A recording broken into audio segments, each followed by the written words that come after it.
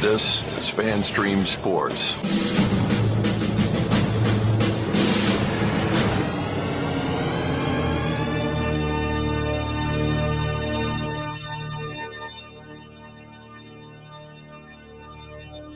Can I please have your attention? And I need all of you to stop what you're doing and listen.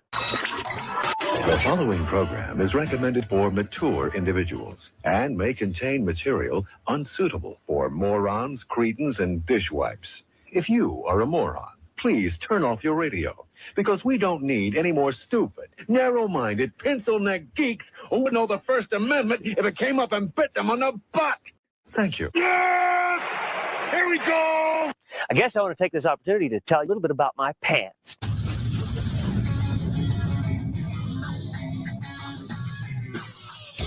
Oh, yeah. Welcome into the Colby, Sapp, and IndyCarTim show. That show that you've tripped and splashed into a big mud puddle of life and recognize that you're here about. That's right, we're here. Look, if you need to talk to us, by the way, I am one Colby Sapp. That is one IndyCarTim. You use the text line if you're listening to that recorded podcast, 214-937-0569. That's how you use that on your phone. Look, you know how to dial the digits. Use it while you're listening to that reported podcast, and we'll talk back at you.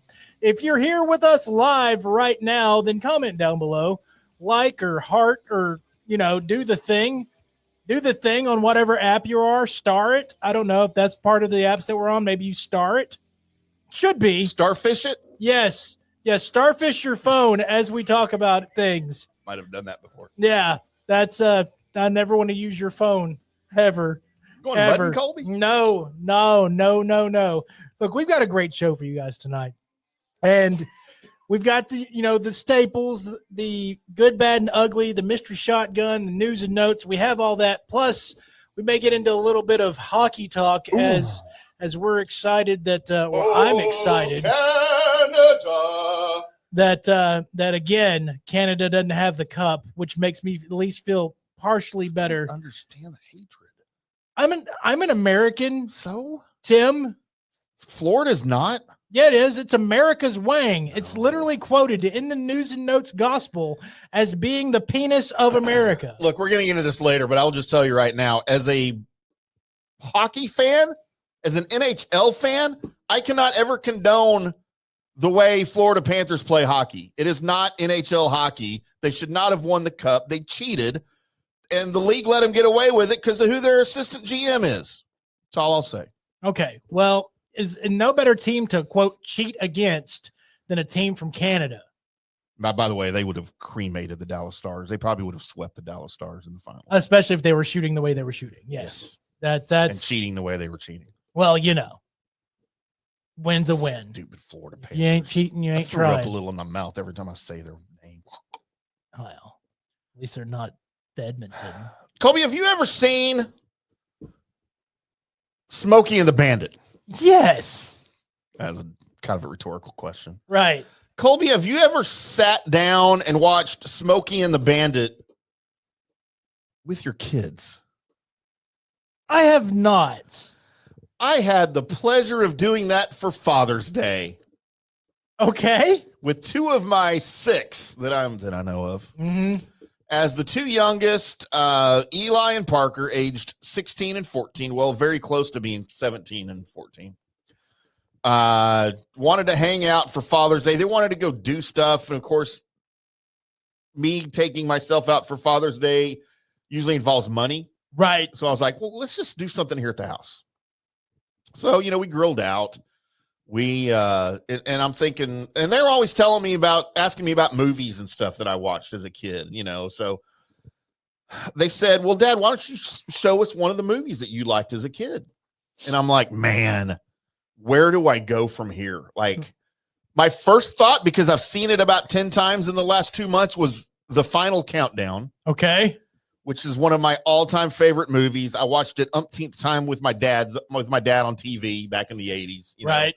The awesome movie. I love it. I wasn't sure they'd be into it though. Right. So then you went to Condor Man. So then no, I never got to Condor Man, although that's up there. So I go to turn on my YouTube TV and they always have suggestions. The First suggestion on there was Smokey and the Bandit. Dude, your TV's listening to you. And I'm like, boys, have I ever talked about, and then Eli's like, my 16-year-old's like, Smokey and the Bandit? Yeah, I see it. I'm like, are y'all in? And Parker, my 14-year-old, was just like, I've never heard of this. Parker, do you know who Burt Reynolds is? Never heard of him. If it's not a video game, you ever seen a grown man naked or a Marvel movie, Parker has never heard of it. Okay, right. Eli, on the other hand, has more of the knowledge and stuff like that. And he's like, no, I doubt it, because we just recently watched the Dukes of Hazzard movie. Right. With, of course, Burt Reynolds as Boss Hogg. So that's how he knows who Burt Reynolds is. But he also, through the whole movie, said, Dad, he looks just like Pedro Pascal. Yeah. In the movie, right? Yeah. And I'm like, well, yeah, because everybody says if they remake the movie, Pedro Pascal would play the perfect bandit. You know? As soon as he's not in everything else in the world. Exactly. So anyway, we sat down and watched start to finish the unedited, because at the time there was no PG-13. I think it was just PG when it came out. Right, which it wasn't really. Yeah, but the S word a lot. Maybe an F-bomb once. I don't remember. Whatever, but it wasn't one of those movies you watch with your kids that makes your butt pucker. Okay, yeah. There weren't really those scenes, right? Like even the scene where they had sex in the car, they don't show them having sex in the car. You just see the hat on top because he says, only take my hat off for two things. Right. So then they show the hat hanging on the antenna. Well, they had, I didn't explain that. I don't know if they knew that, but that's really what they were doing. For y'all that don't know, that's what they were doing. They were doing it. But poor Pennywise. Yes, exactly. But dude, like at the end of the movie, both of them were like, "Dad, that was awesome." Like when they jumped the car, when they jumped the Trans Am, which was the highlight of the movie for me as a kid. Right. It was just like, they were like, "Dad, show us more movies." And I'm like, "Really?" Like I want to, and then I thought about going on down the whole Burt Reynolds rabbit hole with Hooper, like in all of the movies that and then of course, Cannonball Run. All right. Which will be the next one. Next week, we've made a family date. We're all going to watch Cannonball Run 1 and 2 back to back. I don't care about 3. But dude, they were so then Eli, of course, who again watches movies with me, knows that Snowman was the coach from Waterboy. Right. He's like, Dad, is that the actor that was the other coach in that wasn't Fonzie and Waterboy? I'm like, yes, he is. I was so proud, man. I was so proud. And then a little bit later, he's like looking at Sally Field and he's like, is that the mom from Forrest Gump?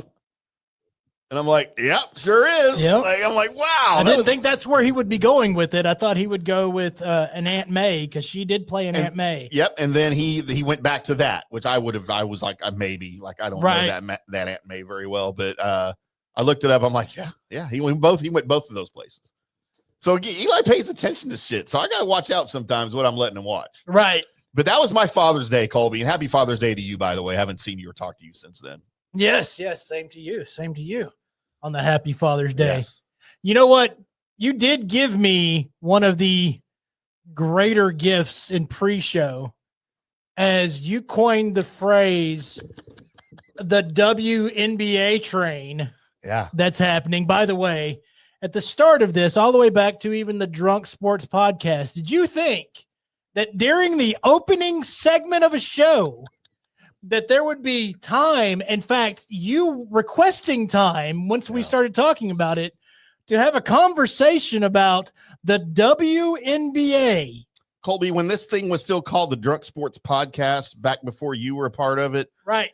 And you would have asked me in 7 years from now, 6 years from now, would you open your show with WNBA talk? I would have bet you $1 million that the WNBA would, in fact, not be around anymore in 5 years. Your overconfidence and negativity both reign together to almost cost you $1 million. I'm not sure it should be either, by the way. They don't make any money. But anyway. They're on their way. They're on their way, Tim, because of one lady that's getting beat the mess up during the middle of games, and that is Caitlin Clark. By the way, now I feel like a bandwagoner, but if Caitlin Clark is playing, it's on one of my side TVs. You watching? I'm watching. If it's on the TV and available to be watched, it's one of those that I'm like, got to pay attention. Right. Got to pay attention. So the WNBA is starting to catch fire, and it's one of those things that you're starting to look at how the other players are treating Caitlin Clark, and it's been going on for a little bit, but it seems to be getting worse. Okay, so I will dispute that statement you just made. I What's don't know that the WNBA is catching fire. I think we're all talking about the WNBA because of this specific reason, but not because we're all entertained by it. No. It is catching fire because when there's gossip and there starts to be talk about it, it's going to draw eyes to Well, it. drawing ears and talk time on shows for sure, like this one. Right. And it's warranted. It's warranted, by the way. And look, I will tell you, everyone knows where I stand on women's sports. Yes. Especially women's basketball. Yes. And I don't get it. I can't stand it. I don't want to go there. I'm not a fan. Okay. I'm not a fan. I won't watch a WNBA game. And we have a team in Dallas that I should support. Right. I don't give a crap. I don't know where they play. I can't name one player on their team since they traded JC Sheldon, my chick from Ohio State. Right. Except for the Paige Bucher's girl that I guess they just drafted, who was the number one pick, right? I know that just from other people who talk about it, but I don't even know what stadium they play in, or I know they're talking about building an arena. I know nothing about the Dallas Wings. Okay, I don't either. I don't know anything about the Dallas Wings. But I do remember when Caitlin Clark was a rookie last year and the Indiana Fever came to Dallas to play the Wings. Yes. And they had to move the game to the AAC. Right. Because they had too many people. And you know what? Like, if someone called me and said, hey, I've got tickets to go see Caitlin Clark tonight at the AAC, I might have gone. Yeah, in. To see Caitlin. Yeah, but I'm not going to go so far as to, like, seek out tickets, pay out of my own pocket for tickets. I wouldn't have done that. But my interest was enough that I'll go see this sideshow, this circus, because that's what it was, her first season, I kind of feel like. Okay. And I'm not questioning her talent, her ability. No, she's a good player. I think I told you, she's the best player in the league, and she's the most popular player in the league. Damn Those right. don't always cross paths in any sport of any gender. So, what I don't get, and I don't see how it's fathomable right now with all of this going on with Caitlin Clark, how the rest of the league seemingly hates her guts. And you and I differ. We agree that they hate her guts. Right. But we differ on why. Okay. But I don't get that. And I get the Angel Reese. I get that rivalry because they're rivals from college and all that. Like, I get, and I hesitate to say the Jordan and the Bird of today because I think that's a little crazy over the top. I mean, you might have the Jordan or Bird in that situation as far as WNBA is concerned, but you don't have both of them in that situation. No, I agree. But anyway, I just don't get the hatred that the rest of the players in the WNBA on any of the teams have for Caitlin Clark, because she is literally writing the checks right now for the league. Yes. And with her in the league and her being dominant and her playing games, the league is thriving because there are more eyes on the league. There's more talk of the league. It's a growing situation because of her, right?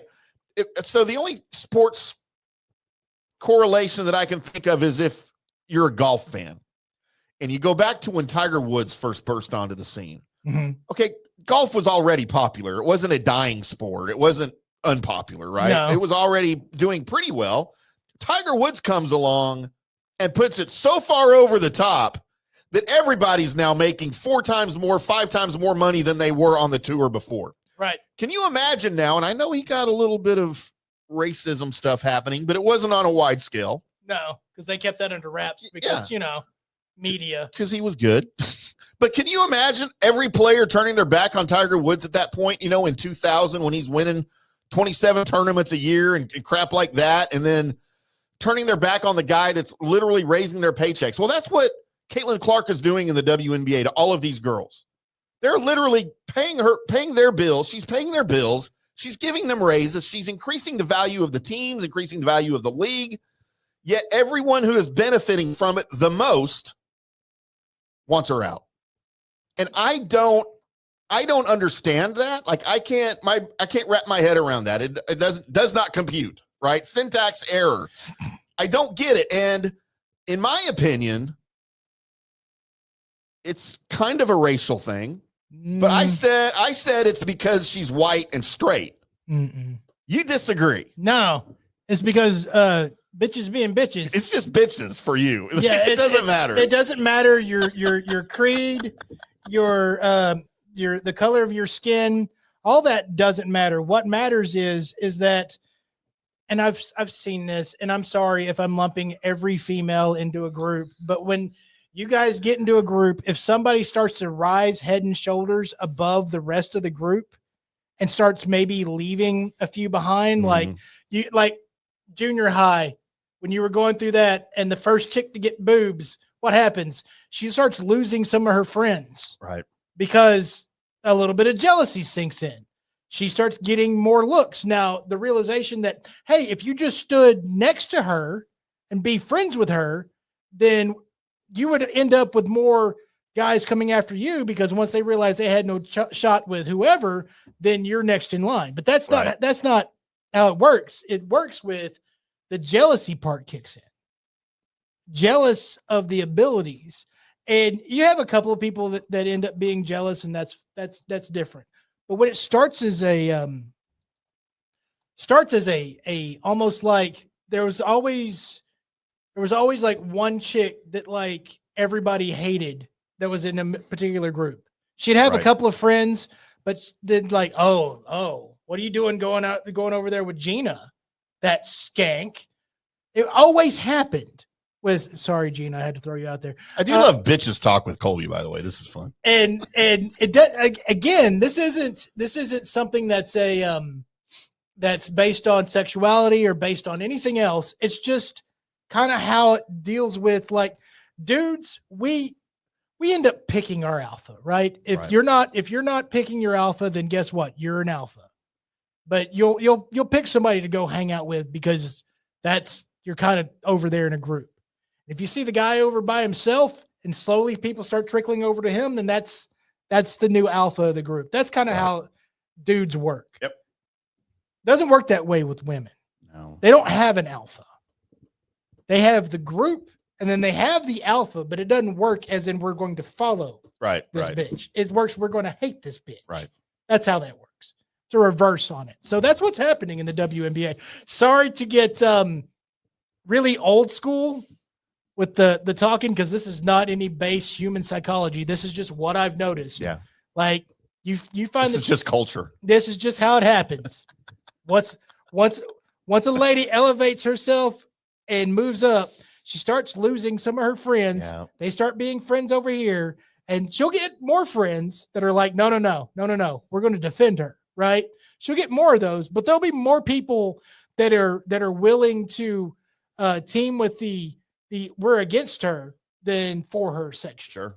So there you go. It's insane though, man. Like I said, I don't understand it. And if for some reason the WNBA does not last and its demise comes in the near future, it's because of this. Oh, because it has a chance to thrive right now. It's because of this is what's going to make it thrive. Well, and that's what I'm saying. And again, I called it kind of a sideshow. We talked about, is this happening organically? And you were like, wait a minute. What was the question you asked me? Like, are you saying they're doing this on purpose? Right. Or someone went to someone and said, look, you should hate Caitlin Clark because it'll make better ratings or something. Yeah, right. See, I think it started organically. Like, I get Angel Reese hates her, right? And that was where this started, with Angel Reese. And then the jealousy, because I think most of the girls in the league are team Angel Reese because of the sexual preference and because of the color of the skin and all that. Sisters got to stick together, Colby. Sisters got to stick together. So then it just like, it started organically, but then everyone was talking about Angel Reese versus Caitlin Clark. And now everyone's talking about it on ESPN and on our show and on everywhere. So everyone's like, oh, wait, this is a good thing. It is a good thing. It's like in wrestling, whenever they get a good storyline. Yeah, get some heat on it. You got to make we got to promote this storyline. Let's go with it. It works. They've got heat. I think it's that. That's and it's working. It's whatever it is. It's working. I'm not knocking it. Now it may not be people. It may be people catching on to what's happening and reporting on it that's causing the heat. Yeah. This is organic as far as like, no, I hate that bitch. This is organic. And even though I am a fan of Caitlin Clark's, watching her when stuff happens to her, if I was on the opposite side, yeah, and her the face that she makes and the anger that comes about with it, I would be on like, well, hit her again. Yeah. No, I just don't understand why the league is allowing it to happen, because no one's getting punished for what they're doing to her. No, they're not. Like, I don't see even fouls being called on the court. They're scratching her eyes out. They're knocking her down after plays. Like, the play's over and somebody just bumps her down. How that used to be a foul in regular basketball. That did used to be a foul in regular basketball. I will tell you this: the eye poke looked like it might not have been on purpose. The eye poke from the I didn't see the footage. And then of course Caitlin gets hit, and so she's like, and she pushes that chick away, and the chick's like, no, you don't push me away, because you did, just the heat of the moment thing. But the second tall, lanky girl woman, careful, walks in there and just bowls Caitlin over. That's the lady that one of her teammates just should have worked up the 5 knuckles and see if they could make her chin shuffle. It's so ridiculous, though. I'd love to see it. You know what? Are they on, like, do they have a TV contract? Can you watch WNBA games on TV? I mean, I catch them on ESPN every once in a while. Are they on? Yeah, I might have to give myself 5 minutes of Caitlin Clark time on the WNBA. It's okay. You know how I watch TV. I'm playing video games. Yeah, you don't ever give full attention to anything. I've got TV here and a TV here, and my game TV's here. And so, in the middle, I'm watching and I'm catching up. And there'll be times to where I'll end up being like, all right, somebody else can drive. Yeah, I'm gonna watch this over here. This is cool. Colby, let's slide into a little bit of Dallas Cowboys talk. Ooh, some Cowboys talk. I'm sure everybody's tired of hearing Caitlin Clark talk. Nah. They may get tired of hearing about Dallas Cowboys talk. So the topic came up that I said, or actually you said, there's a lot of people out there trying to sell us that the Cowboys are better this year right now, right? Or are we saying when the season comes? Well, than last year? When the season comes, it looks like this team is going to be better than they were last year. And then I told you, okay, I would like to see proof of that. Like, based on what? But you said you fall into that category. Like, you believe that too, right? I do. Okay. And there's a couple of things about it. I'm kind of having the belief factor of the run/play action pass offense that we seem to think we're going to get with the new offensive scheme. That's going to be something shoddy ball, as it were. That's going to be something that's going to benefit this offense. I do think that next to that, you're going to have more time with this offensive line. Okay. Your younger guys. Okay. You got a year under your belt. There's more time there.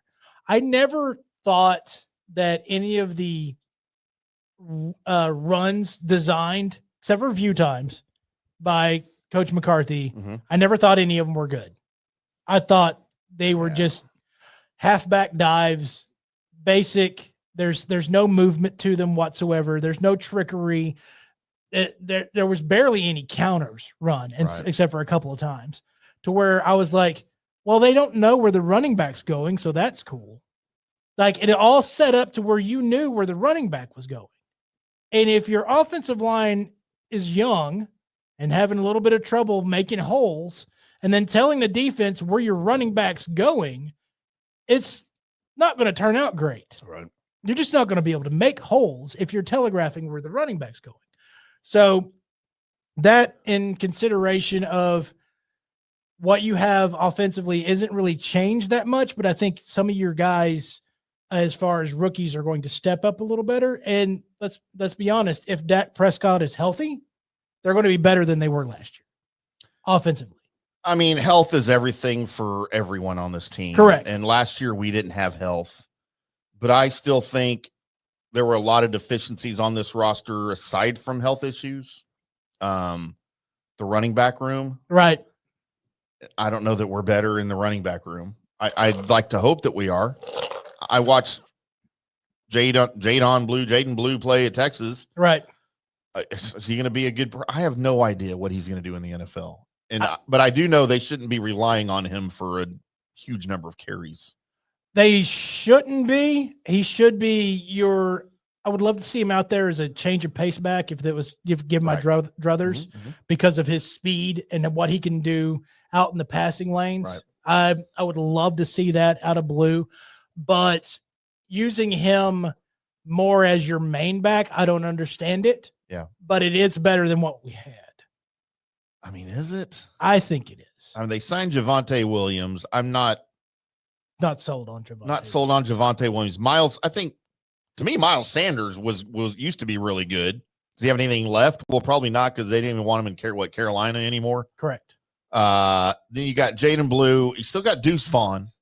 They're not going to do anything with Deuce Vaughn. You're not. I want them to do something with Deuce Vaughn. They won't.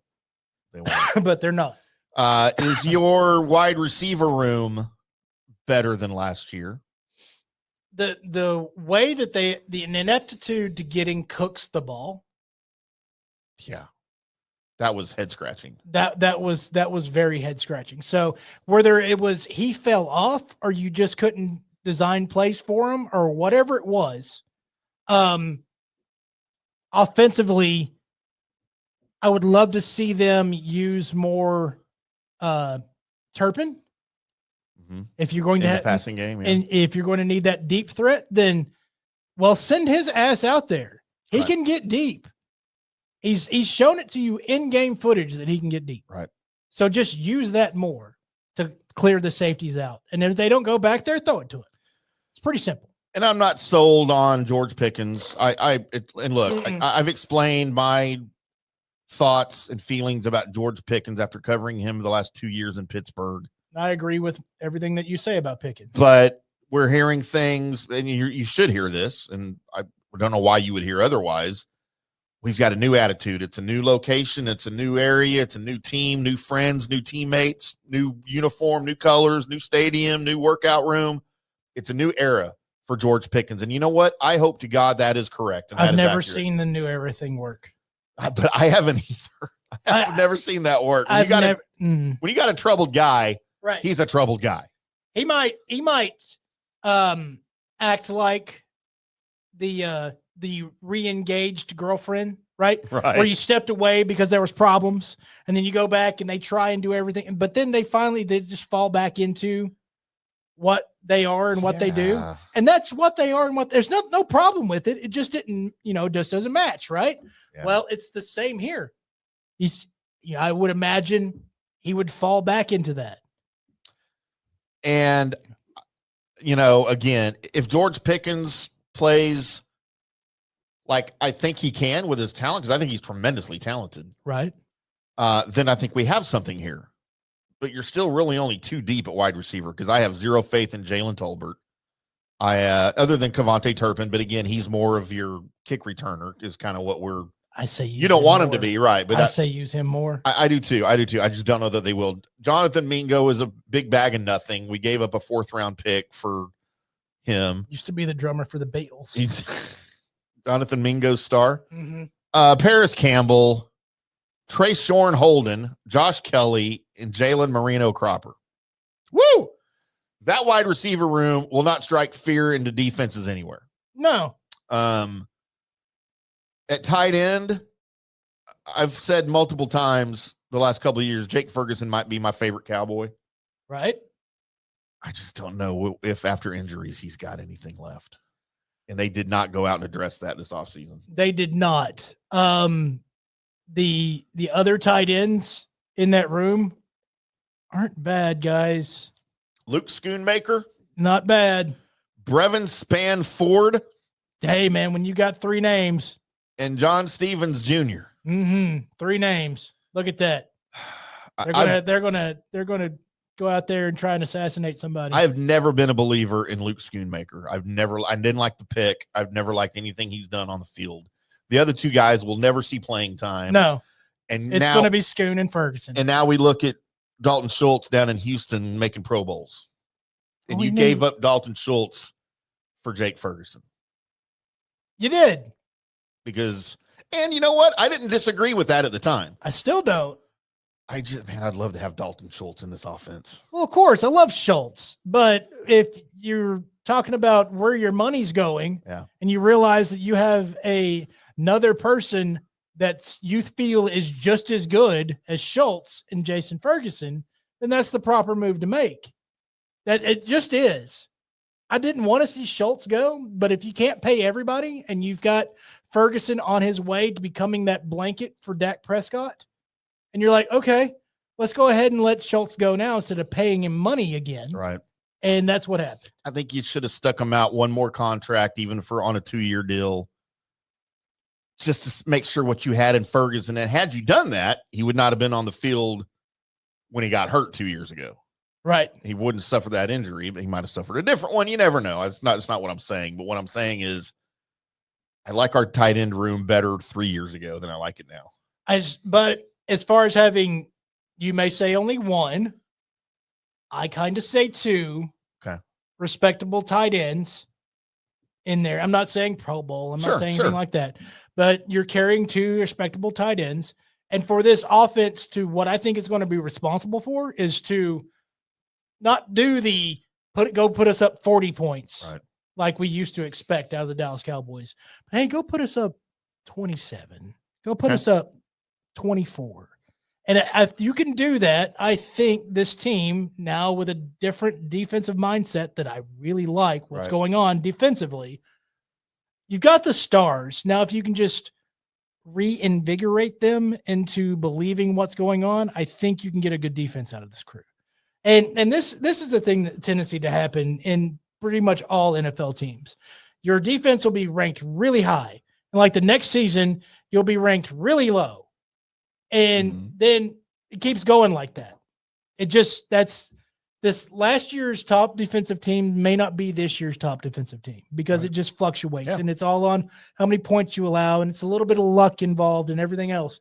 I think that kind of wore on this team. And plus switching out defensive coordinators from rah to I've got a steel eye, just didn't quite sit well. No, and before I get to defense, we didn't talk about the offensive line. Okay. I don't hate the offensive line. I think we need maybe one more guy named Tyler.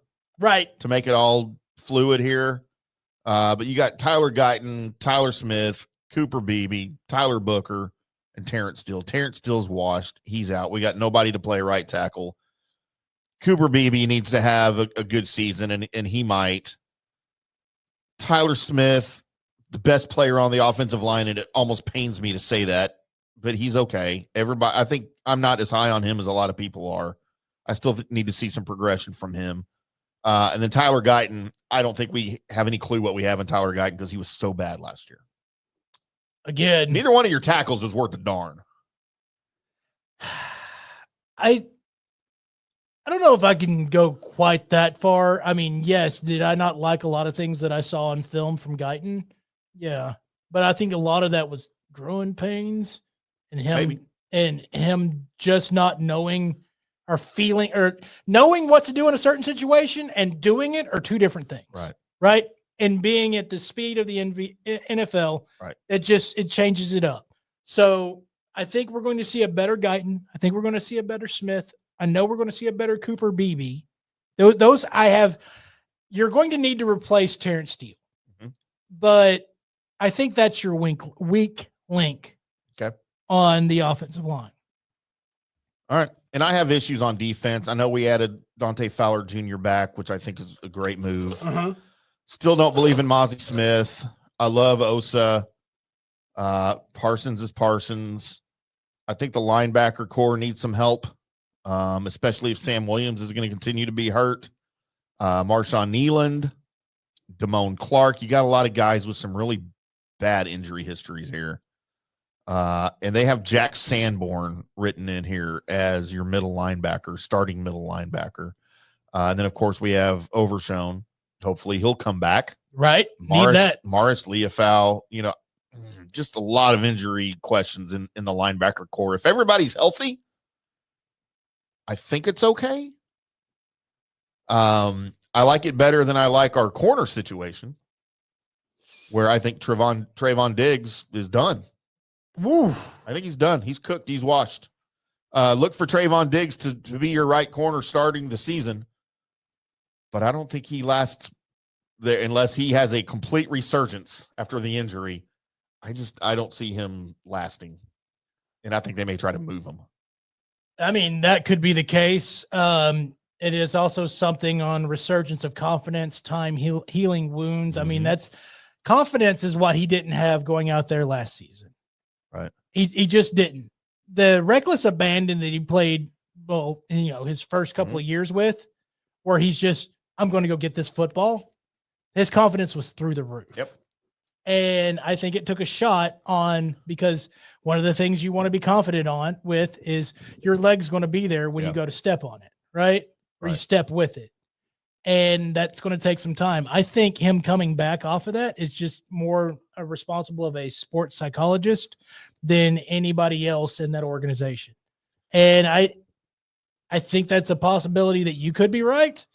And there's a possibility that, no, he's going to come back and be, stronger than ever. Well, and I hope he is. I mean, I like Diggs.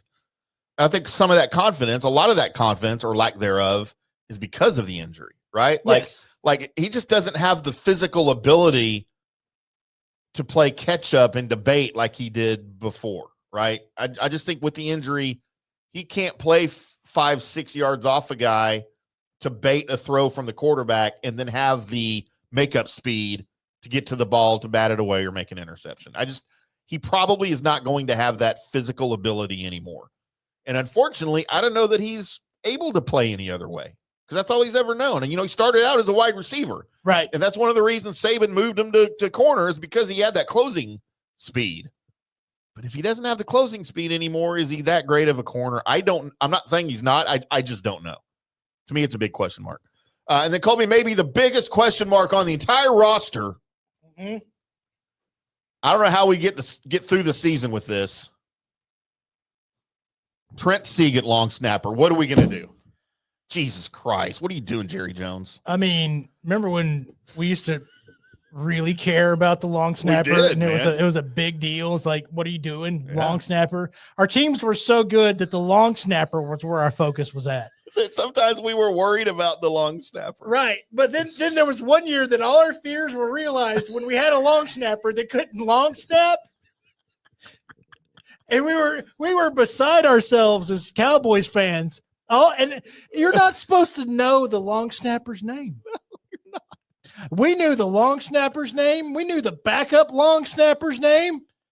Bunch of whippersnappers. Oh, good God. Yeah, so. Dude, those were the days. And so, but look, bottom line, roster breakdown like we just did. I don't think right now the Cowboys are any better off than they were last year at this point or going into the season. The biggest question mark I have to that, I don't think it has to do with the player. I think it has to do with the new coaching staff. And can they make this roster as it is better than what we saw out of what we had last year? To me, that's the biggest room for improvement. That's the biggest possibility that this thing's better, is through the coaching staff. And I'm going to be honest, I don't think how they can not, because they were at the bottom of the barrel last year. If you don't get better from what you were last year with this roster, and how we're talking about it with these players that are on this roster, if you don't have improvement, then immediately, if there's not improvement, it's time to go find another head coach, because this ain't it. Because there's just got to be improvement. It's got to be better. Because if it's the same or worse, then you didn't pick the right guy. I mean, this would be a 1-year shot for me if it starts to go bad. Yeah.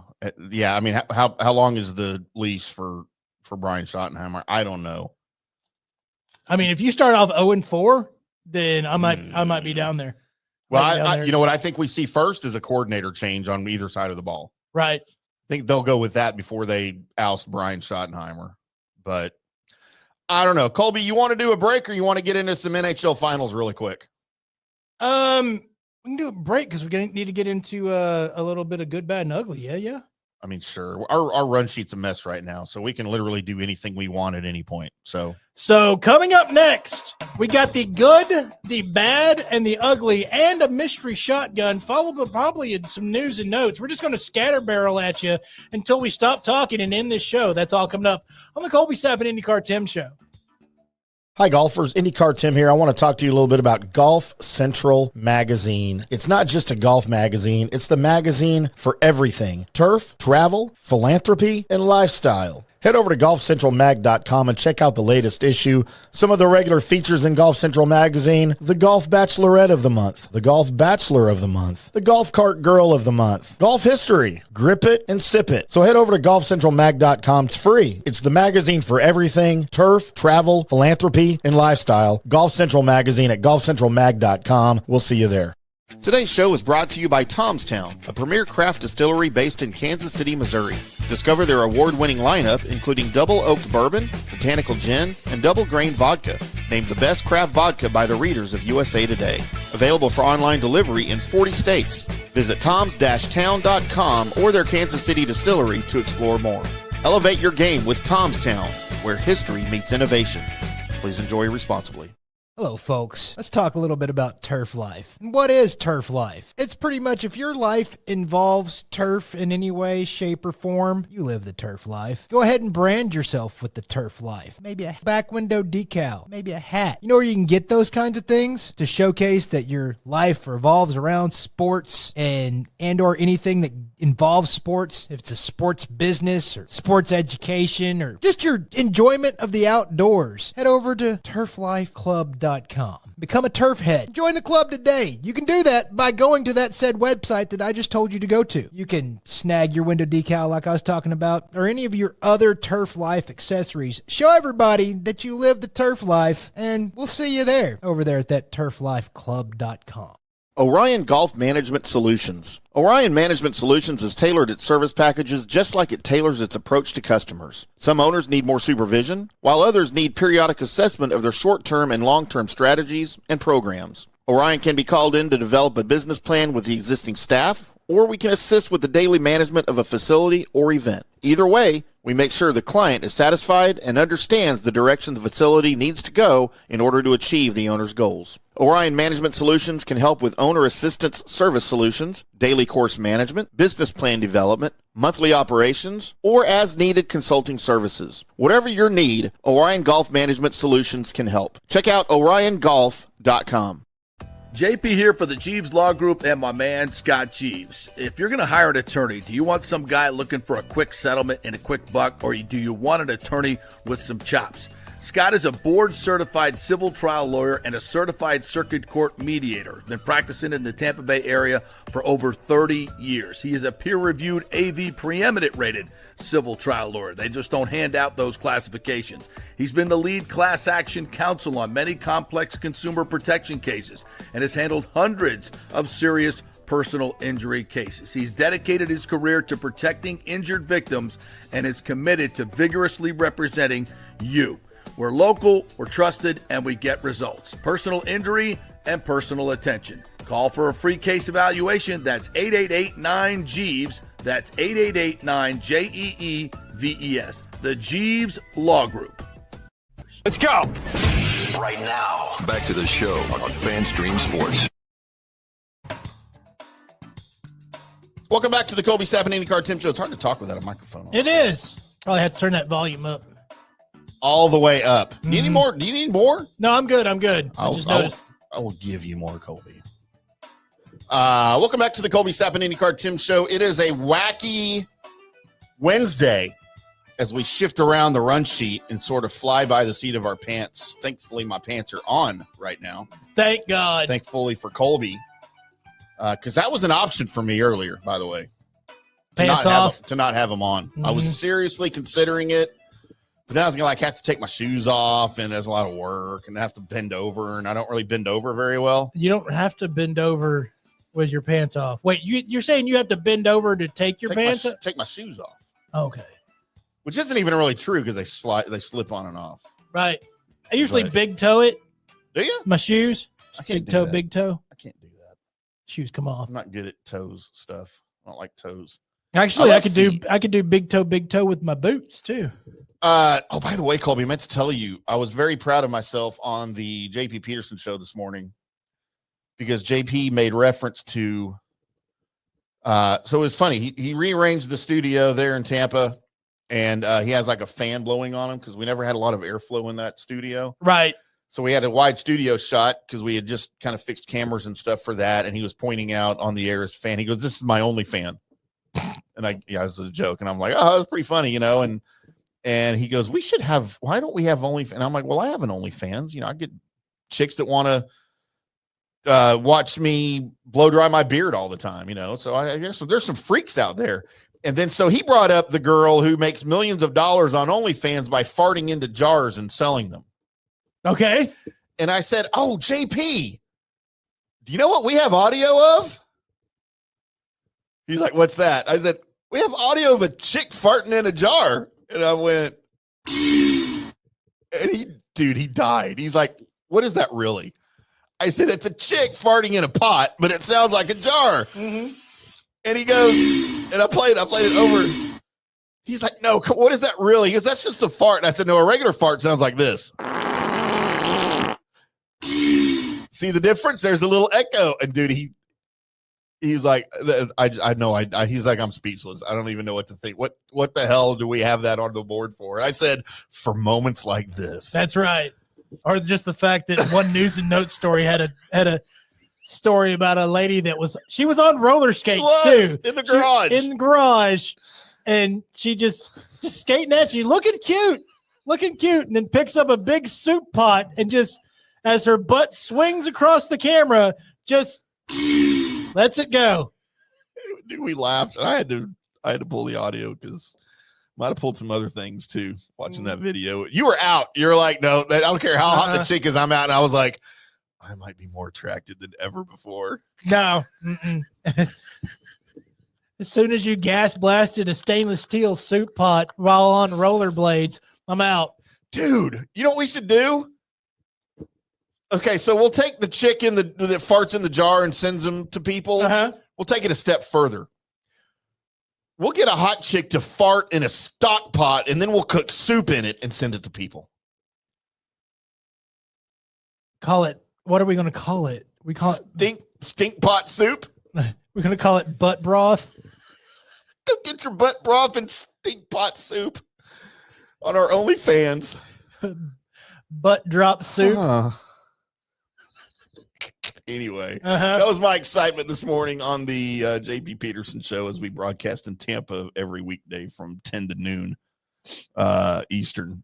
So there you go, Colby. There it is. Enough jibber jabber. Is it time for the little good, bad, and ugly? As it's time for some of this.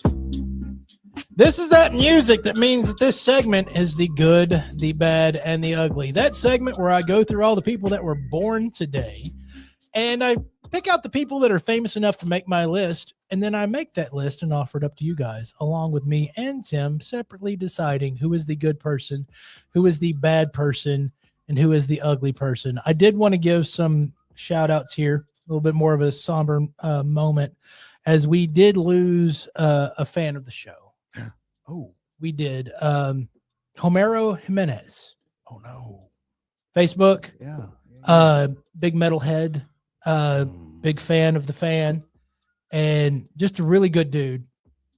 I saw that his it was his daughter or his granddaughter were posting for him on Facebook as he passed away. And I just recently saw, a Father's Day post from him and Yikes. All of that. And so rest in peace, man. Yes, condolences to the family and friends. Rest in peace. There's been so many cool conversations on Facebook that I've had with him. Yeah.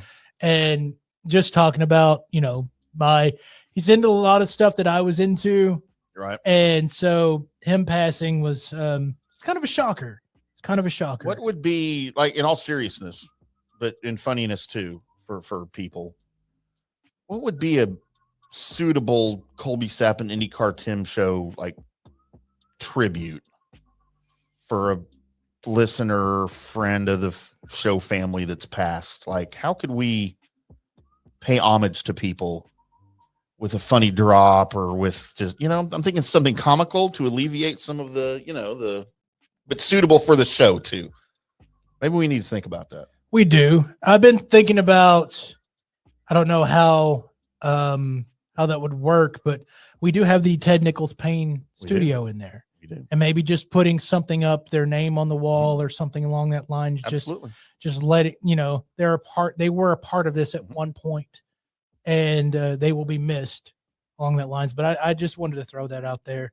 Thank you for bringing that to our attention. So yeah, I saw that and was like, man, because dude could, he could throw down some, just rock and roll, talk to you about it, really knew his stuff. And so, yeah. Awesome. So there you go. But let's get to the list.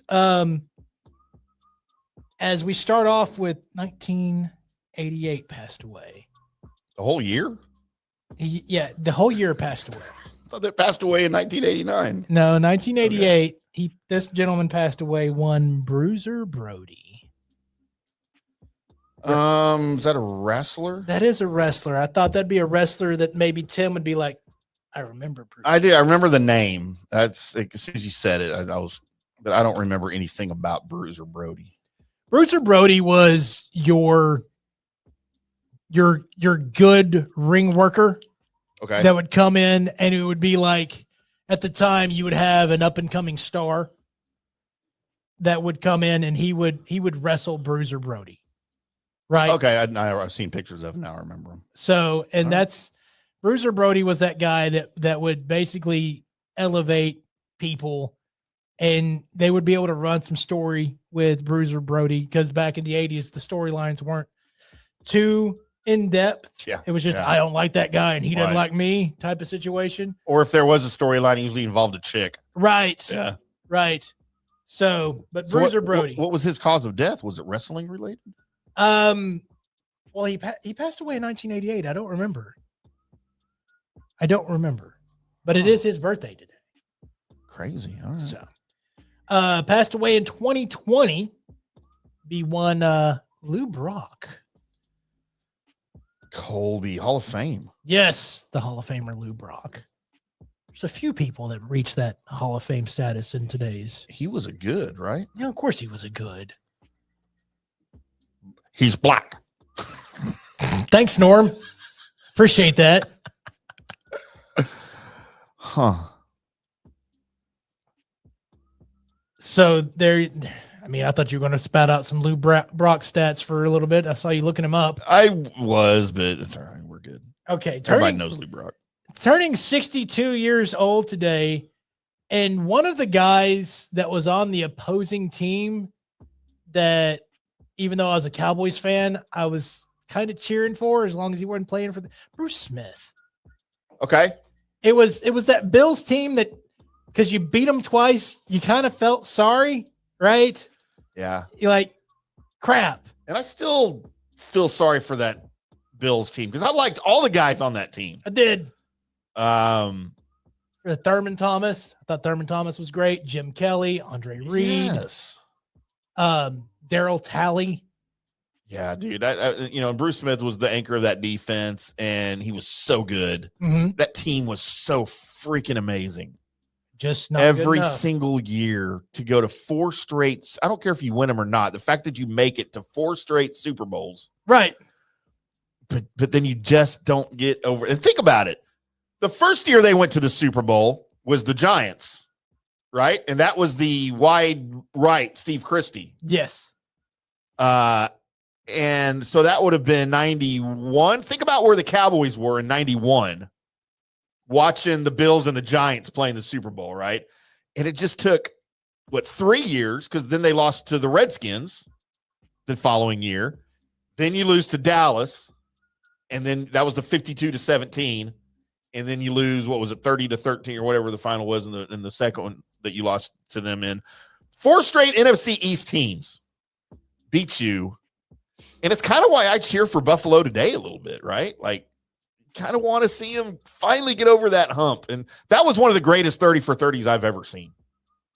I don't know if you've ever seen it. You hate documentaries. No, I don't like documentaries. You would enjoy. Have you ever seen any 30 for 30? No. This is one you would enjoy.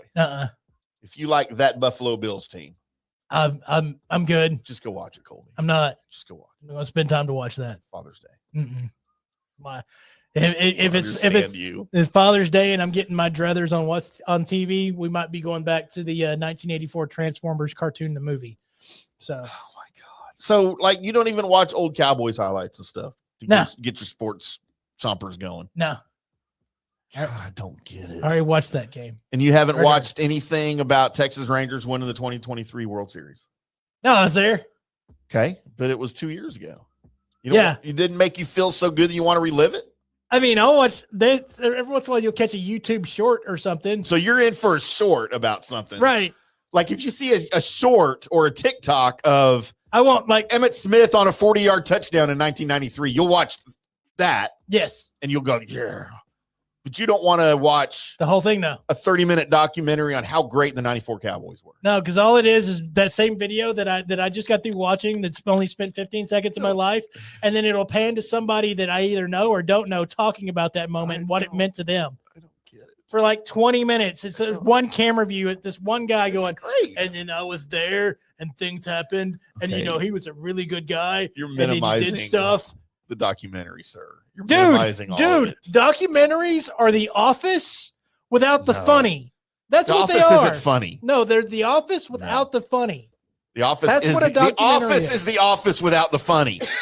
At least documentaries have educational purposes and entertainment value to me. If all I ever watched were documentaries, I would be a happy camper. No, because all it is that little bit of action, that little bit of film that already existed, that I already watched or have seen and seen it replayed so many times. It's that little bit of film, and then they cut to 2 old guys debating about what happened at that point. Oh, I hate you so much. And I don't have time for it. You wouldn't even watch a documentary about like your grandfather if he did something great, because I can see, hey, Colby, they made this show about your grandpa Tillman, and you'd be like, I don't care. I got video games to play. Well, if it's that well known, I'd probably already known about it. Oh, maybe they just found out he was your grandfather. I mean, I knew who he was. Maybe you thought you did. No, I'm pretty sure. But you don't know, and you won't find out because you don't care. I think somebody would notify me. Guys. Colby drives me crazy, guys. Somebody would notify me if there was a documentary about my grandfather. You'd like to think so. But maybe they just assume that you don't care. Oh, Papa Sapp. Papa Tillman Sapp. Yep. Oh, my God. Drives me crazy. Antonio Gates is 45. Was he that great? Yes, he was that great. No, he was. Even though he played for the Chargers. Yes. Basketball stud, too. Mm-hmm. The drummer for 21 Pilots, Josh Dunn, 37 years old. There's your bad right there. What's his name? Josh Dunn? Dumb. D-U-M-B. No, it's Dunn. Writing Dumb, because that has got to be one of the worst musical outfits I have ever heard of in my entire life. Nothing makes sense. There's no beat. There's no rhythm. The lyrics don't make sense. The words don't match the supposed beats that you're expecting in the next measure of the song. And it's just, and then the drum does this, and then there's other guy over here doing something musically, and it's like they're all playing 3 different songs. And it makes my brain hurt, and it's not music, and it's disgusting. And if you like 21 Pilots, you're a fucking axe murderer. Go to hell. That's how I feel about that. The song they did for Suicide Squad was really good. I have no idea what that is. I know what Suicide Squad is. I'm talking about the song. Okay. And if I heard it during the movie, I probably hated it. No, it was pretty good. A lot of their songs were just offbeat enough that they were back on beat. Gross. I'm out. That's what they were doing. I had such high hopes because I heard such good things about them. And then I listened to a song once, and it was like, is this a 4-year-old trying to play music? Because that's what it sounds like, because nothing matches. And I was out. Yeah. I mean, are they the greatest? No, but there's a few songs by them that I'm like, if it's on, I'm not going to immediately turn it off. And I'm a big metalhead, and that's not really in my range. It's not even close to metal. It's not, but I'm all right with it. 21 Pilots is so bad that they almost make Arcade Fire sound good, and that's really hard to do. Well, you shouldn't set fires to arcades. I believe you. So, 34 years old today, Willa Holland. Probably wouldn't know her work. She was in the Green Arrow or Arrow TV series. One of those. Oh, Willa. I put Willow. Oh, she's kind of cute though. It's one of the hots that grows on you, right? Like at first, when you first see her, you're like, all right, well, she's cute, and then the hotness keeps like building. I love the smoky eyeliner. Right. Like, dude, that's one of my weaknesses. I'm not into short hair, and there's a lot of pictures of her with short hair here. But, dude, it works with her. Yes. Oh, I've never heard of her. I might have to go watch. What's the name of this show? Arrow. It's just, what is that her? Yes. What character is that? Well, Is that Arrow? Well, no, she would be playing one of the versions of Artemis in that point. Wow. I've never heard of this before. It's actually a good show. Like the first couple of seasons are really, I mean, it's CW quality superhero show. Sure. So there is a little bit of drawn out sappiness involved with it. But as far as like getting you interested in the story, it's not a bad, well, I mean, I think I watched 4 seasons of it. Maybe more. I mean, like, look at that eyeshadow right there. Right. Dude, that's what does it for me right there. That look. I love you, Tim. Nope. I love you, Tim. She's 34. I can talk to her like that. And she can talk to me like that. We're both grown adults, Colby. Tell me no. I love you, Tim.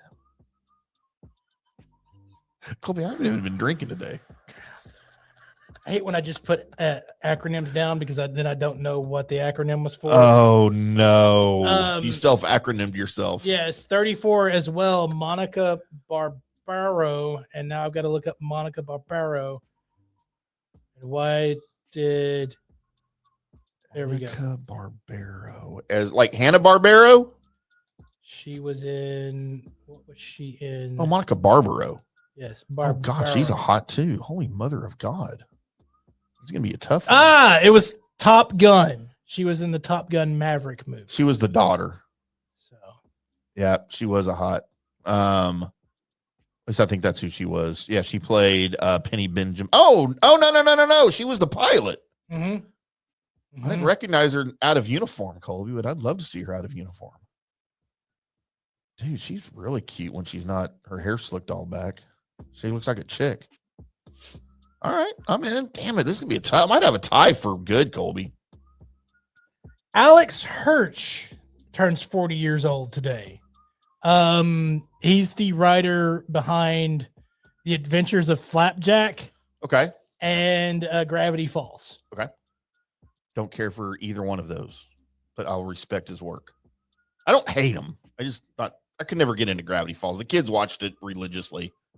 Because it was a series? I just could never get into it. Well, you had to like watch like episode after episode after episode. Right. You couldn't just pop in and be like, oh, hey, yeah, I'm right here. Like a regular TV show. It followed a storyline. Yeah. Yes. Yeah. I mean, I didn't hate it. It wasn't the ones. Look, it was no Backyardigans. I'm telling you that right now. I mean, Adventures of Flapjack is highly underrated. Yeah, I just never got into that either. I mean, the whale. What you doing, Flapjack? That's hilarious. Just don't get it. Turning 49 years old today, one Blake Shelton. God, now I have a tie for bads too. And I never got that either. Turning 83 years old today, one Paul McCartney. No John Lennon, Colby. No, he's still alive. All right. Do we have to put Paul McCartney in the all-time goods? No. He was a Beatle. No, I don't respect the Beatles enough. No, I mean, I don't either. Like, you know how I feel about the Beatles. I don't really give a crap. I love John Lennon. But all right. No, we don't have to. I'm not going to fight you over it. I was just a question I had to pose because he's a Beatle. All right, Colby. Man, this is gonna be a tough one. My bad. So I'm going bad first, Colby, for you. Okay. And it's very close. But I will show one of my bads a little more respect than the other because Josh Dumm is just, he might be an all-time epic bad for me because of his association with that travesty. Blake Shelton just flat out sucks. Like I like country music from that era, some of it. I've never gotten Blake Shelton. I just don't understand. I don't know how he landed Gwen Stefani, who I don't think is. Oh, she's amazingly hot. Shut up. I don't think is amazingly hot like Colby does, but I certainly think she's beautiful and she's pretty. I don't know that I would put the hot tag on her. I still don't know how he got her. But you know what? Blake Shelton, you fine. You're not nearly as bad as Josh Dumm. I just sent you the 21 Pilots song that I think is good. All right, I'll give it a listen. Maybe never. Colby, my ugly.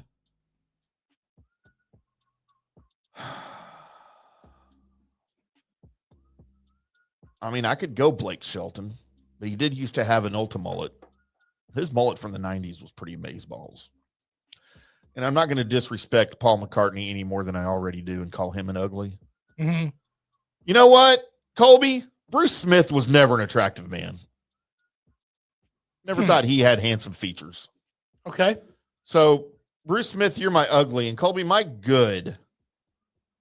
Gulp. We have a tie. Oh, wow. We have a tie, Colby. And it's two girls that until 5 minutes ago, I couldn't tell you who they were. It's Willa Holland and Monica Barbaro. Gotcha. Are my dual goods. I've never done dual goods before. Mm-mm. I thought maybe you were going to veto it. No, I'm not going to veto it. Because if I had to, I could pick one over the other. And it would probably be? It would be Monica Barbaro because she was in Top Gun. Gotcha. But Willa Holland's really hot. She is. So there you go. And the more you watch that show, the hotter she gets. Oh, God, guess what I'm going to be watching at home tonight? Arrow? Yes. All 8 seasons, apparently. Yes, sir. My good, starting off with the good, I'm going to go with, I almost went Willa. I'm going to go with Bruce Smith as my good. Wow. Okay. My bad, I'm going to go with Paul McCartney. It's my bad. Completely acceptable. And my ugly, got to go with Bruiser Brody. I almost did that. He's been dead for almost 40 years. So Right. he probably looks a lot worse now. And I apologize to Beatles fans. I know you're all going to be like upset at me. I am not. No, I'm not upset with you either. Everybody knows where we stand on this show with the Beatles. The Beatles.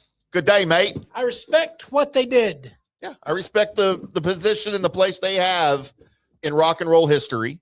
And I respect the path that they sent a lot of bands on. Right. But their catalog, meh. And again, if I like a Beatles song, it is most likely one that John Lennon wrote and sang. And then I kind of dug his solo stuff after they broke up. I dug him up. But so, yeah, you'll get no Beatles apologies on this show. There you go. So there's your good, bad, and your ugly. Time to switch gears. Are we going straight into it? Going straight into it. I think we have to, don't we? Because of time constraints. Due to time constraints, we now move ahead in the program. If I can find it. Oh, yeah. Welcome into Colby Sapp's Mystery Shotgun. I am your host, Colby Sapp, along with Pod Racer Tim. And it's time to get straight into it. I've got a few tidbits at the end of this, but there's one thing that I did want to get into and get off of my chest as I spent $69.99 on a video game that held a lot of promise. Oh, no. Held a lot of promise.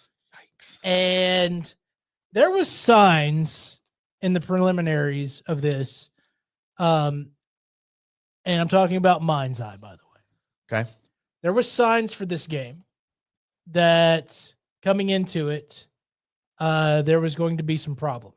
As about a month before release, they had a demo of the game sent out to YouTubers and such like that, basically a streamed demo of this game. They weren't allowed to play the game. They were allowed to watch somebody else play the game. Oh. So they weren't even hands-on. This is only a month before the game was to come out. They weren't able to be hands-on with the game. Huh. And they also put a embargo on them saying what happened during that actual webcast. Oh. For like a week or so. And then they came out and said, by the way, last week, this is what we experienced. And the experiences that they had said this thing was buggy as hell. Like really buggy. Like buggier than it should be a month out. But I held on to hope. And the reason why I held on to hope is because, again, if you hadn't heard me before, this game was made by Build a Rocket Boy. Right. Which was, we've talked about this. Yeah. Yes. Which was Leslie Benzies. Leslie Benzies is the guy behind, or one of the gentlemen behind Grand Theft Auto, like 3, 4, 5, Red Dead, Bully. He's had his hands in the pots of all of these.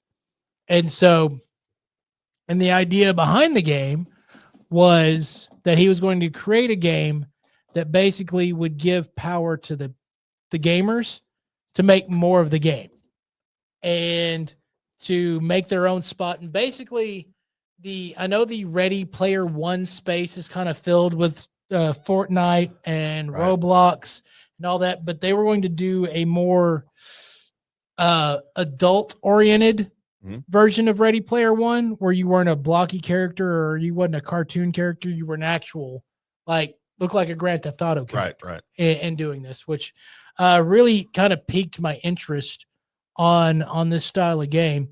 I got it, paid for it, started playing it the moment that after I got through downloading, and went through, by the way, beat the game.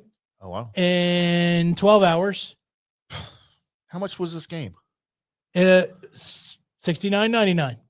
And it took you 12 hours. Yes. That doesn't seem like a good value, Colby. I knew that the story was going to be short, but here's other things that I ran into. So there was a lot of times to where the NPC characters that are in this world, they just reacted stupid. Like if there was gunfire happening, like all of a sudden gunfire is happening and like the person beside me would freak out and then his SUV would just flip over. Okay. It right. There was times where there was one instance to where it's like a set narrative piece where you got to go rescue this one person from this neighborhood. So you get there and the bad guys are there and you got to shoot the bad guys and you shoot the bad guys and then you go in and get the person and then more people show up. And so the person's like, I'll drive, you shoot. So your person's hanging outside the window shooting, right? And this part's okay. But once you're done with that part of the level, then it's up to the NPC to get you to the place that you're going. Right. The whole time she's talking about how that she's like not a bad person and whatever. She ran over 8 people. She was literally on the sidewalk. It sounds like I would love this game. Running over people and then wrecking into stuff. It took forever to get to our destination. Like she hit like a traffic pole and just kept hitting it. It's just like, I just let me drive. Wow. It was, there was a lot of like stuff just appearing out of nowhere. Like it would glitch in. Like I could understand if this was on an online server. Sure. Right. And maybe, internets are not matching up. There's so many people in the room Yeah. that you might have some glitch things happen there. Things happen in GTA all the time. Right. This is the one player narrative. Wow. That stuff is happening like this. And it's running really, really crappily. This was after, by the way, they issued a day one patch that was supposed to fix issues. I don't even know what the game played like before the day one patch, because I got it afterwards. Maybe you should have downloaded the patch separately. You know what? If I could have, just to see it, because I don't know what they fixed, but it wasn't a lot. Now, there's been other games that I'm going to give this the benefit of the doubt. There's been other games that, when released, were absolute dog shit. Wasn't MindEye? That's the name of this game? MindEye. One word? Yes. Cyberpunk 2077, when it first came out, ran like fresh butt butter. It was just not good whatsoever. Now it's one of the better games you can go take a look at and go play. It's very in depth. They've worked out all the bugs. I don't like the idea that it's okay for companies to release an unfinished game, right, and then let the updates fix their mess, right, while they go ahead and make their money back for their investors and whatnot. I don't like that idea. Seems like whatsoever. a bad look, right? Well, if this thing does what it's promised in the end of it and gives us the everywhere game, the do whatever you want game, because what they did is they left the tools in the game. Like if you buy the PC version of MindEye, you now have the tools to make your own levels of this game. Oh. And you can make your own characters, do your own thing, just to share with everyone else. Here you go. And they're what they're wanting at the end of it is those tools to be out there for, just regular Joes, to maybe a AA company or something like that to come through and be like, hey, we'll make a game inside this game. That's the idea. That's weird. The idea behind basically publicly shopping your own hardware for somebody else to make your stuff is kind of weird, but it could catch fire, because this is something that's worked on like other games, like Fortnite. You can go play any game you want basically, and it just be the Fortnite version of that game. Really? Same with like Roblox and stuff. Like murder mysteries are inside Fortnite. Right. Capture the flag, Call of Duty styles inside Fortnite. There's all kinds of games that are inside Fortnite. Guitar Hero is inside Fortnite. So yeah, Eli plays that inside. And I'm like, why are you playing Guitar Hero in Fortnite? Why don't you just play Fortnite? It's just one of the games they have inside of it. I'm like, I don't get it. No, see what it is your same character. Right. Your same character, your same everything. So you're constantly building your same character and unlocking stuff for that one character. And it's smart. It's very smart, because if you feel like doing something else, that's what makes Grand Theft Auto so cool, is if you felt like doing something else, like, I think I'm going to go play some golf. Right. I'll go play some golf inside Grand Theft Auto. Tennis, all of it. I want to go race. Yeah. I want to go gamble a little bit. By the way, GTA 6 rumored to have basketball. Okay. Inside the game, where you can Seems about right. Yeah. You and your boys can go play a pickup game of basketball inside the game. Inside the game. With other players too, right? With other players, yeah. Maybe in a public lobby, you just go to an actual court and you start joining in street ball style. Right. So that would be amazing. So a bunch of stuff there. If I had to give MindEye a flower, it would be that the story is good enough that if I had walked in on episode 1 of this series, I would have stayed. The story's good. It's got a few plot potholes in it, but I'm that guy that can look past plot potholes as long as you keep me interested and focused on what you need me to be focused on. Right. So the story's pretty good. It feels like that's all they focused on was the story and not graphics or anything else. Right. Or they tried too hard with graphics and it's breaking my PlayStation. that could be the other side. So, but yeah. Now, do you think it's probably a stupid question. Do you think it's a game build issue or is it a hardware issue with the PS5? I don't think it's a hardware issue because PC players were having a lot of the same issues. Yeah. What it was I can almost see this like coming from a mile away. Now that I'm looking back in time a little bit. So their main interest was making the Everywhere game, right, and not MindEye. MindEye was made inside the Everywhere game. Right. Their main interest was making this Everywhere game. And it probably got to the point to where they realized they needed more crowdsourced funding or just more investors. And the investors that they had were saying, we need some kind of return. And so they quickly put together MindEye to get the return. Right. And terrible business model. And maybe things were failing or things were falling apart or what have you, or they just weren't, moving fast enough. Right. Maybe they teamed up with some of the guys at iOS, actually teamed up with iOS, the guys that are over the Hitman games. Mm-hmm. And so. You ever play those? Yes. Are they good? Yes. I see shorts of it before, sometimes on my TikTok machine.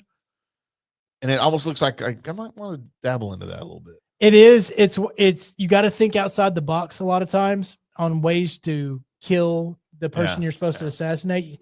You can't just go in and I'm just going to shoot everybody. No, it doesn't work like that. Like you do in GTA? Yeah, it doesn't work like that. So. By the way, I downloaded GTA 3. Did you? Yeah, because it's on PlayStation Plus right now. Oh.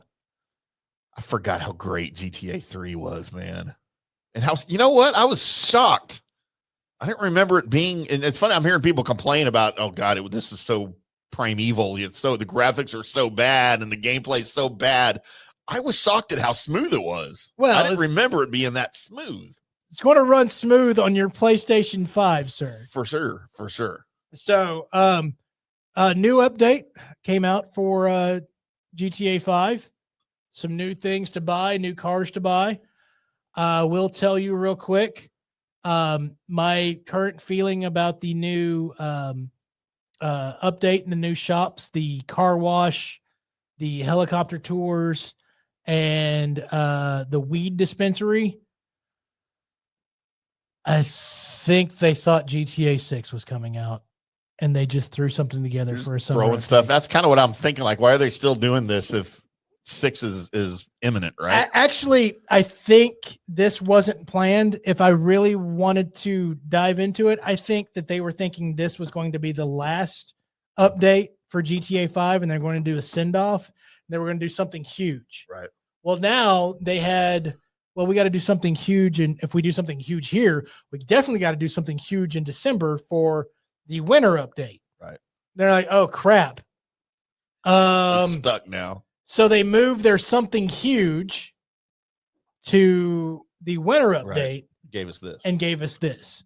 Now, some of the cars that they gave us are really cool. So where can I go to find all this? All the cars? Yeah. There a lot of them are on the website. Okay. Some of them aren't out yet that other people have because they're only available right now on GTA Plus. Right. So, but on the website, they have a lot of the new cars that are there. You can catch them out there. The new Suzumi is really cool. It's an electric supercar. It's based off the Owl. Okay. And so it's really cool. There's a couple of cars that look like they should have drift capabilities, and they don't. Kind of weird. But the new pickup, I forgot, it's the Karen something. Right. Is really badass. They've added 50 more cars or 50 more cars that have missile lock-on jammers now. So if you're a guy that likes to hang out in public lobbies, You have to have one of those. you got to get you a missile lock-on jammer. So I did want to toot my own horn real quick before I got into news and notes. As told you, I would say maybe a year ago that Sacha Baron Cohen was going to be in Ironheart. Okay. Not a fan of him. He is in Ironheart, and he is playing Mephisto. Like I told you a year ago. Yeah. So Colby had the scoop. So there you go. That was the scoop there. And somebody that, are you a fan of Sabrina Carpenter? From Buffy the Vampire Slayer? No, she was in? Or am I thinking of something? No, I'm thinking of Charisma Carpenter. Yes. Sabrina Carpenter. Oh, is she a singer? Yes. Okay, then no. I don't know who she is. Right now, she is being eyed to play Dazzler in the MCU. Okay. So that's a mutant singer. I think Carly Simon should play that character. So, But So there you go. But I'm so vain. Is that it? there you go. There is your mystery shotgun.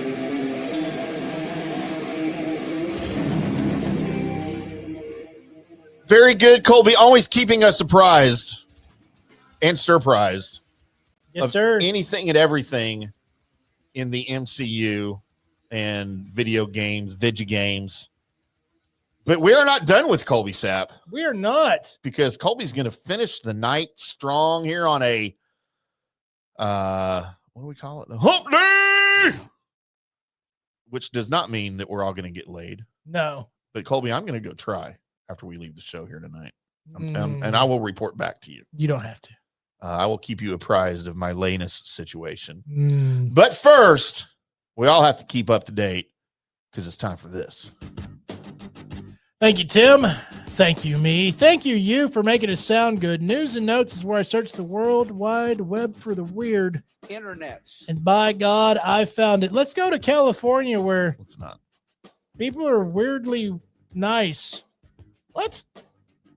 It's not a thing. Well, I mean, it is a thing. Hold on, as I try to get out of. Oh no. No, it just killed my thing. Oh no. We're not going to California. We are going to California okay. because I remember the story. I just don't have the guy's name now, as it crap. deleted on me. It had an ad pop up, and I couldn't move the ad. Ads. So there was a gentleman that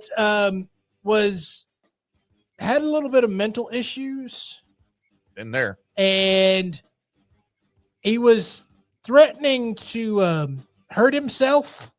Haven't And been there. the cops showed up to try and de-escalate the situation. And when they showed up, and he had a knife on him, and instead of like trying to do harm to himself, he ended up charging the police officers. Oh, Colby brought a knife to a gunfight. It's a bad idea. It's a bad idea. Oh. They opened fire, and it was some distance between the cops and the gentleman with the knife. So they just got him a couple of times. Didn't kill him, but they asked him, "Hey, please crawl to us now that you're down. Throw out your knife and please crawl to us. Make sure nobody else is in there, blah, blah, blah." And so as he's crawling to them, he's like, "You shot me in the leg. You shot me in the leg." It's a good shot, though. It's a really good shot. It complimented their shooting. At least he's nice. That sounds like something that would happen in Edmonton. Right. So, complimented their shooting. That's insane. Okay, nice shot. Ow! A nice shot. Ow! Let's go from there to Iran. It's not. As a international biking dream cut short as Minnesota man flees Iran. Ian Anderson was pedaling across Iran as part of a mission to cycle across all 7 continents when Israel launched a massive attack on suspected nuclear sites. Ian Anderson from Jethro Tull? Yes. The 32-year-old, no, I don't think. It's not 32. The 32-year-old from Minnetonka, Minnesota, said he did not expect to get caught up in what looked like a real war zone. You went to Iran.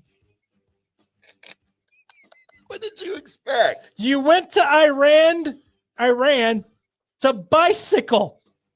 Let's go somewhere peaceful. How about Iran this time of year? I hear it's nice.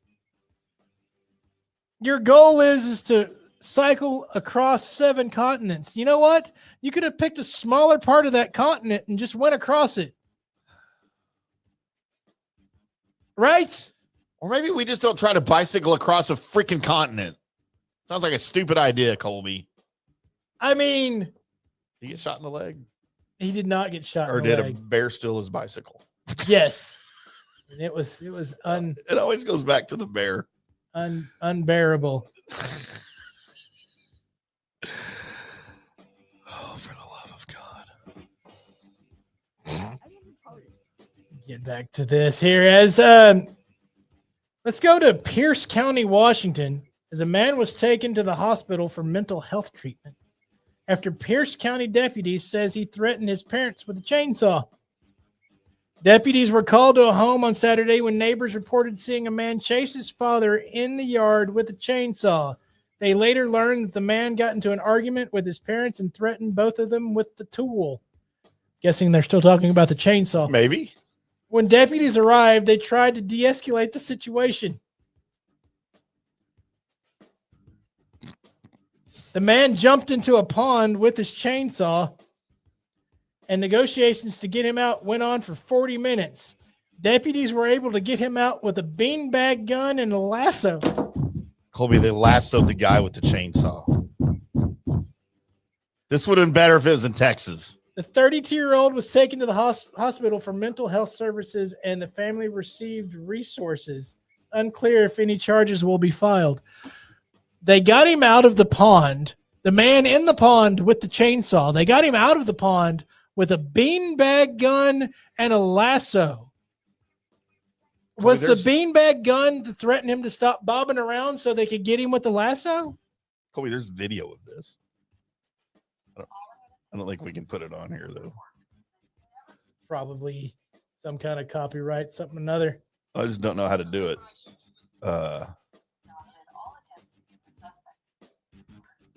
Look, he's got the rope. He's got the rope. There he goes. Look, he's pulling him in.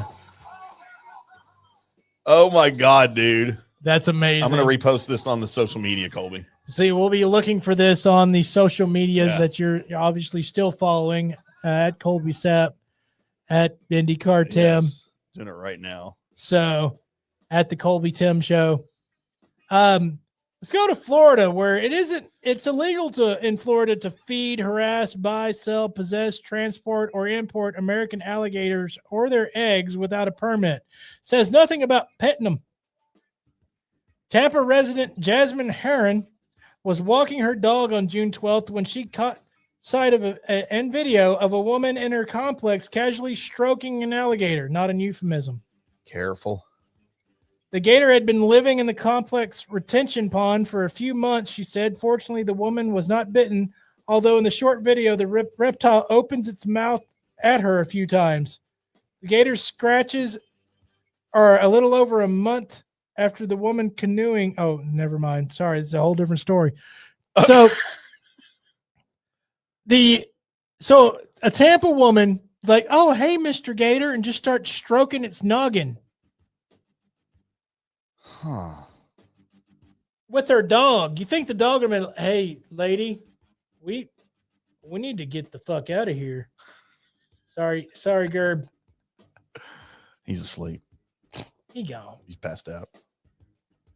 So let's go from there to the antidote to the Jaws effect, as I found some photos of trying to show the softer side of a great white shark. Oh, no. Mike Coots, his name is Coots, a keen surfer in the waters of his native Hawaii, was 18 when he was bitten by a tiger shark.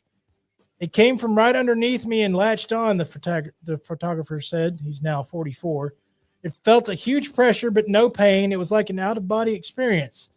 The shark shook him back and forth like a rag doll, Coots says, until he managed to punch it 3 times in the nose, cutting his hand against the teeth as it did so. It wasn't until I was paddling back to shore that I realized that my leg had been completely severed and there was big spurts of blood coming out of the stump with each heartbeat.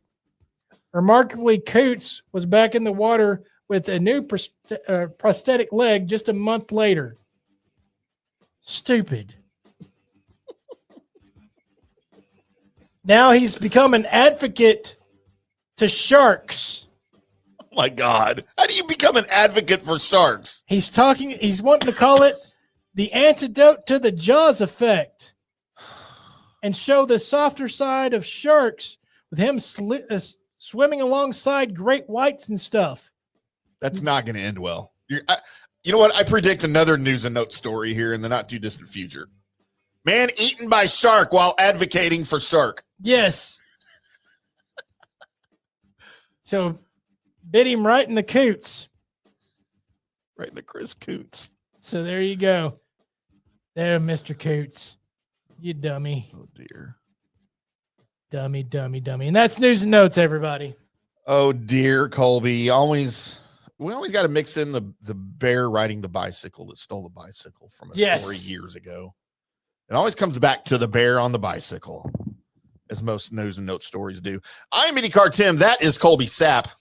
We will be back next Wednesday with another Colby Sapp and IndyCarTim show with lots of debauchery, probably some sports talk that you don't understand because we're so intelligent and we know so much more than you guys. We'll try to dumb it down for you, though. I'll just stay stupid. Especially with Cowboys talk. We are going to follow the Caitlin Clark WNBA story more than you want us to, because now we're fully committed now. Yes. I'm going to stay on it. And we're going to talk about that every week and talk about Caitlin Clark every week and look for bikini pictures of Caitlin Clark every week. Well, I'll do that. Colby won't, but I'll make them look at them. Okay. But until next time, boys and girls, we'll see ya.